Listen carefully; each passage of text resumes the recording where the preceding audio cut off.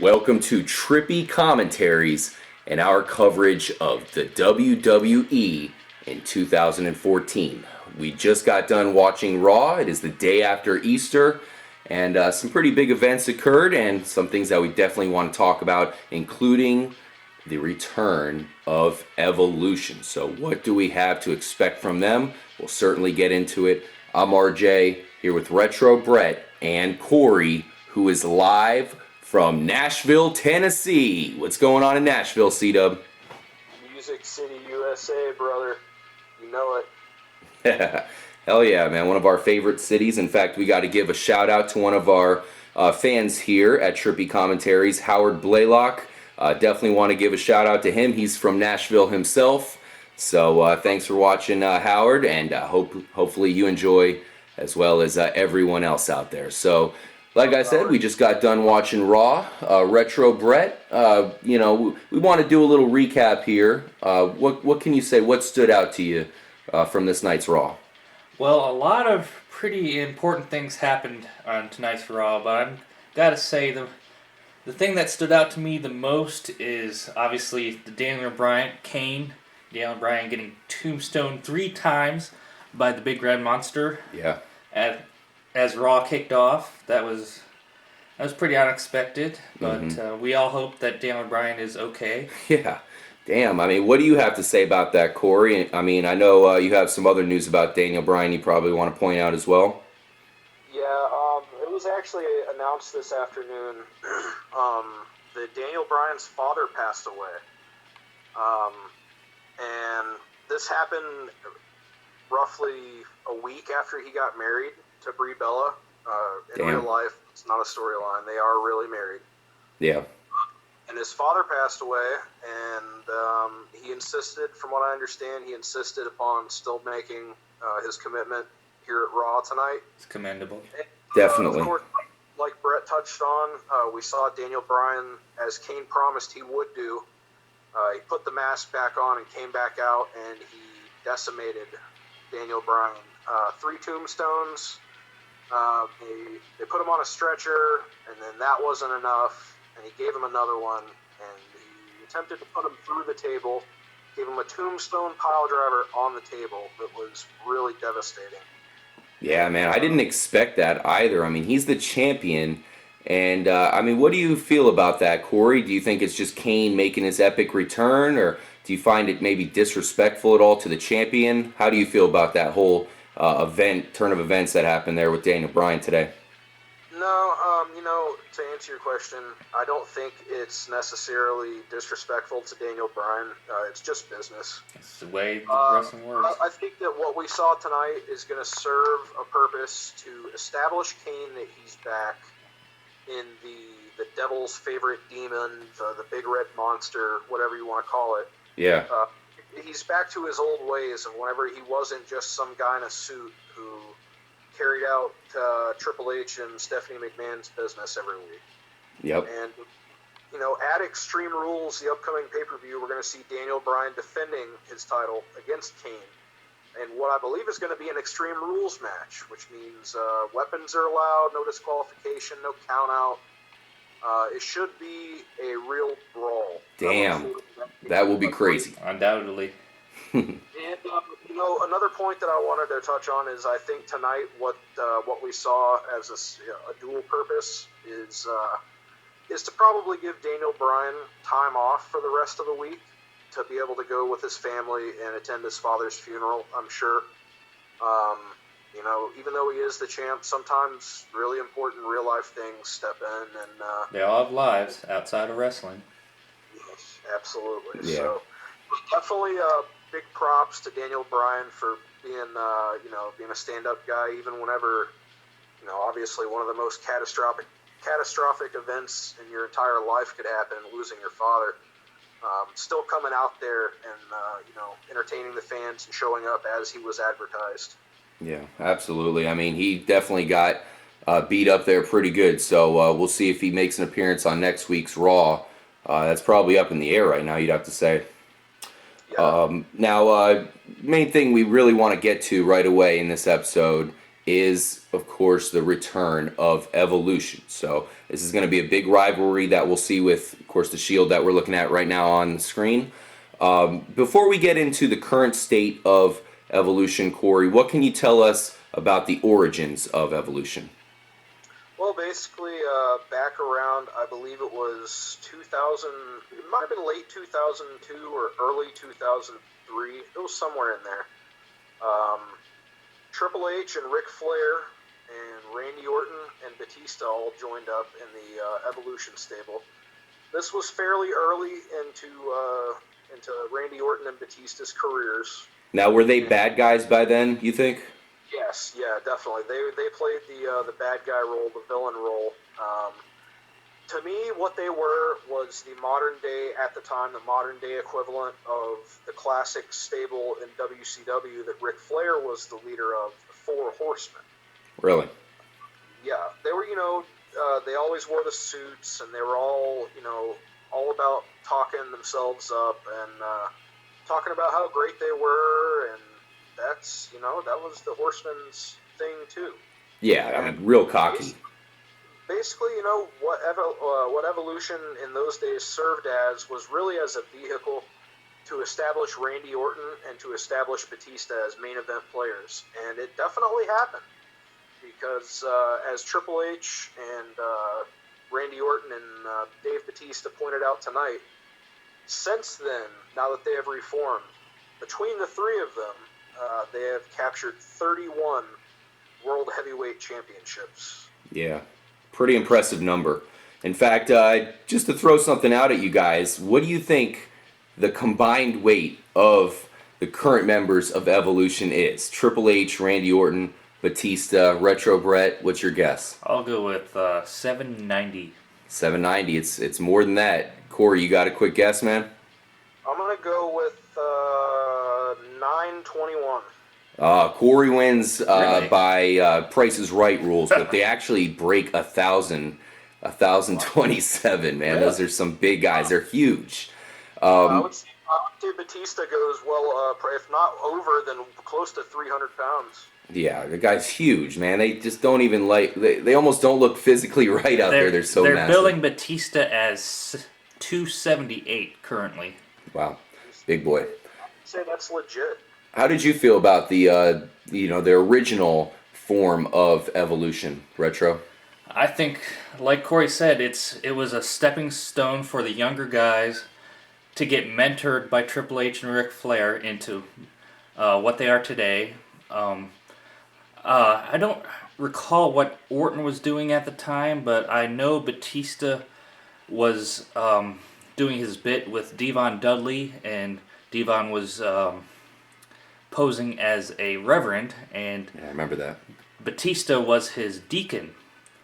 And that was right before he got recruited into Evolution. And like I say, I don't remember what Orton was doing at the time, but they are definitely really powerful stable. Yeah, One of the most powerful since DX. Really? Definitely. Interesting.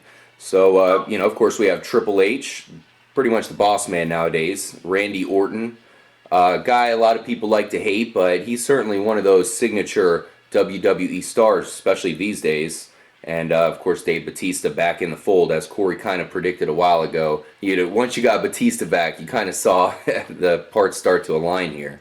And Ric Flair was their mentor back in the day. Can you say anything about Ric Flair's involvement in Evolution and what that meant for them, Corey? Yeah, definitely.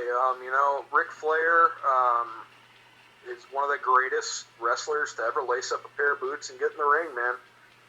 He had a run like no other. He multi-time world champion, of course, as Retro Brett likes to point out. He was held the most world heavyweight championships by pro wrestling record. My man Cena's going to beat him, though. Yeah, that could definitely happen, man.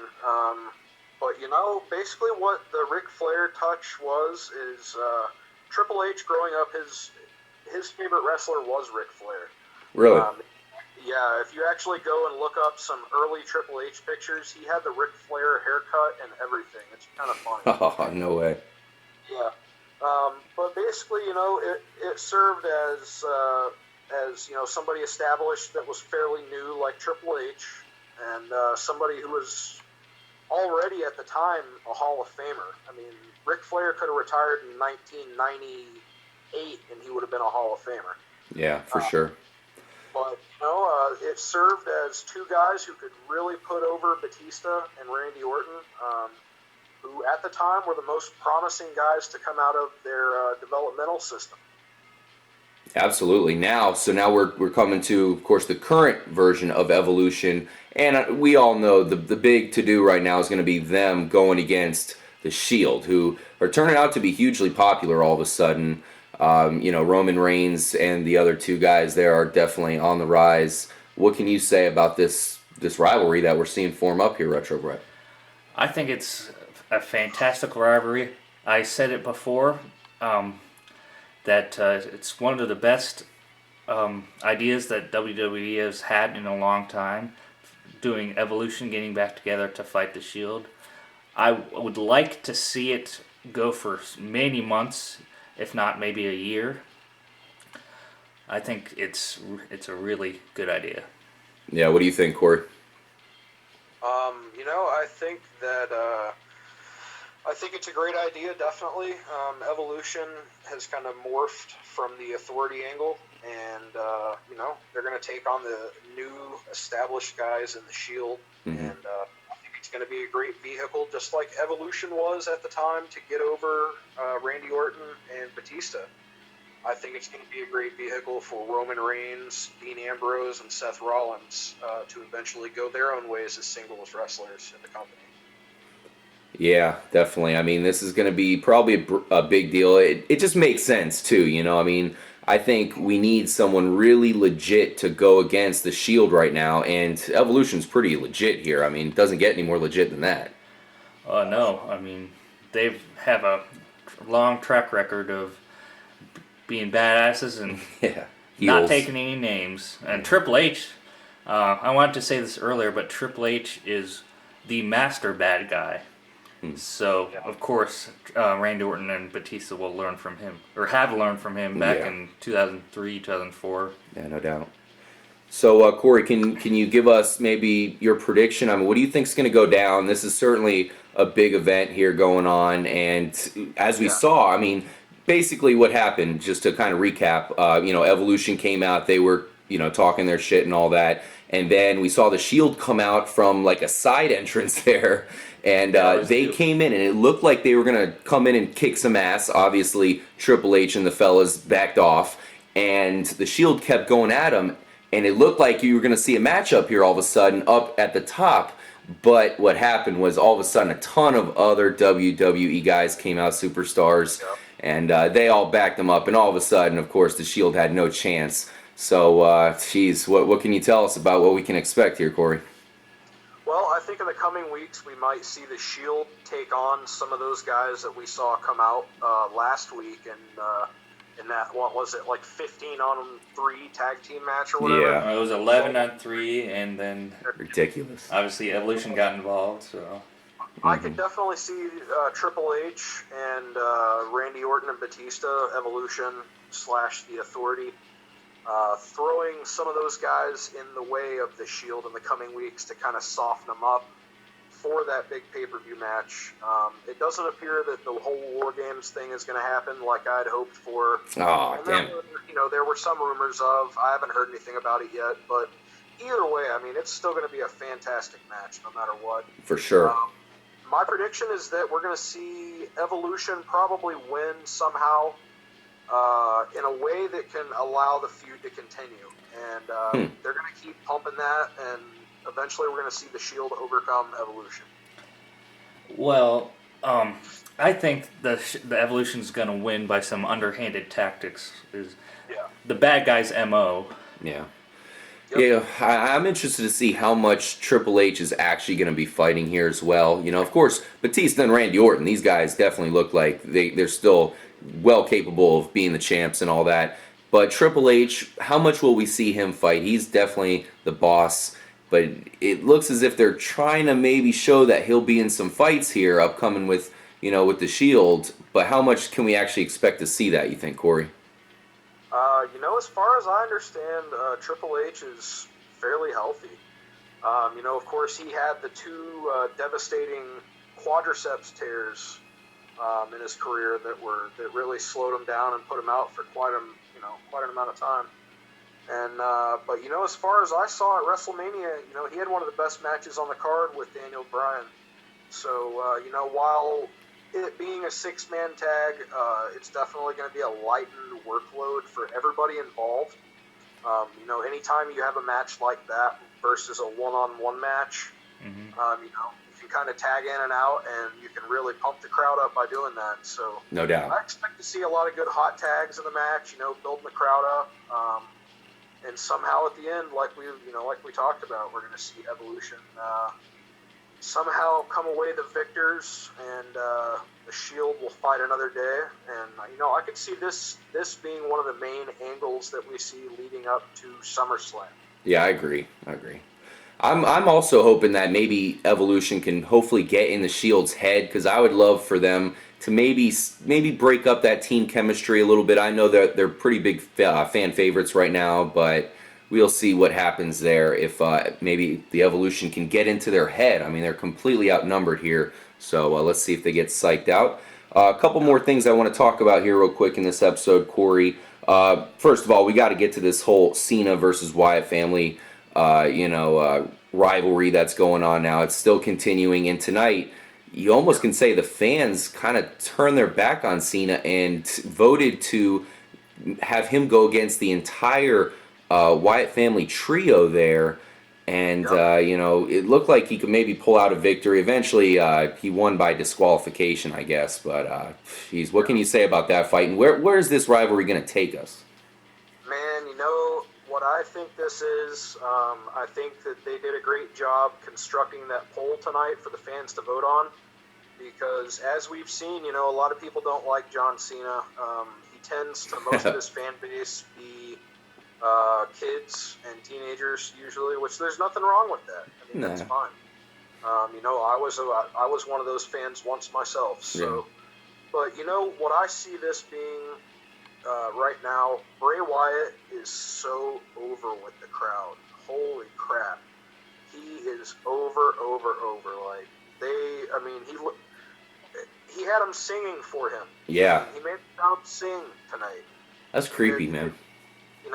Bray Wyatt he exudes charisma. He is full of charisma. And what I see this as tonight is an excuse for John Cena in the coming weeks to kind of say, you the fans turned your back on me. I didn't turn my back on you. I've never turned my back on you. Never. And in a way, I think we might see the end game of this feud is John Cena, like I've mentioned before, John Cena as a bad guy, as a heel. I think we might see a slow build possibly over the summer to SummerSlam for this. It could definitely be a huge big money angle if and when it does happen. They've kind of been holding off on it for a while, so if there was anybody to bring that out of Cena, and if there was ever a time to do it, now is the time, I think. Yeah, I definitely suspect it happening as well, and we'll see how deep it goes, and how what happens here with John Cena, and if he actually does indeed change, and how much he does change. I hope that doesn't happen, but I see it happening right before my eyes. The fans are more on the side of Bray Wyatt and less turning their back on John Cena, which is, I hate to see it happen, but unfortunately it is. It's happening. All the little Jimmies love him, but we'll see what happens there. Little buzzards. One more thing to touch on real quick, Corey. The whole intercontinental, playoff thing they had going on for the number one contender. I thought Cesaro was probably going to come out on top. He ended up, getting disqualified. So what can you tell us real quickly about what's going on there? Well, basically what we're going to see is Big E, the current champion at Extreme Rules, take on either Rob Van Dam or Bad News Barrett. One of those two guys, they're both in the finals. And of course, we also, like you touched on, we saw Antonio Cesaro. He got attacked by Jack Swagger's former tag team partner. Yeah. And he caught him pretty good with the uppercut, or not Jack Swagger, but he caught Rob Van Dam pretty good there, but still lost. Yeah, definitely. I thought all these matches that we've seen in the Intercontinental Championship tournament, the number one contendership tournament, they've all been really, really great matchups. I thought Bad News Barrett tonight was super over with the crowd, man, and I think that was the right move to put him over Sheamus tonight. Those two guys, of course, Sheamus is from Ireland, Bad News Barrett is from England. Those guys have faced each other many, many times in their early careers. So, I think that was a right move. We could see Bad News Barrett or possibly Rob Van Dam. I would have to put my money on Bad News Barrett versus Big E for the Intercontinental Championship at Extreme Rules. And I'm going to go ahead and go out on a limb and say Bad News Barrett's going to be the new Intercontinental Champion. Damn, really? Yeah. That kind of surprises me a little bit, just because it seems like Bad News Barrett has really risen up the the popularity charts here pretty quickly with this whole gimmick he's got going on there. Not a big fan of it, but people seem to like it. All right, well, we kind of have to end off here for this episode. We still have a lot more to get to, so we'll be doing another episode here soon. We actually want to really get into Extreme Rules here. It's really starting to unfold as far as what's going to happen, and we're pretty excited for that. And so thank you guys so much for watching. Retro Brett, anything to leave us out on? See ya. Well said. Corey, man, from Nashville. What are you going to be looking forward to here, buddy? I'm going to have to get back in the car and drive back to East Tennessee to my home here pretty soon. I'm definitely looking forward to covering more pro wrestling and here on Trippy Commentaries. If you guys haven't already, please subscribe, definitely. Absolutely. And keep checking us out, man. Check out our other videos and stay tuned. Yeah, drop your comments, make yourself heard. As you can tell, we definitely want to give you guys shout outs, especially if you have opinions. We definitely love to share them. And definitely stay tuned. We appreciate you guys. We got a lot more to get to when it comes to the WWE, possibly even NXT and beyond. So thank you guys again. Make sure to stay tuned. I'm RJ for Retro Brett and Corey. We'll catch you in the next episode. Peace out, guys.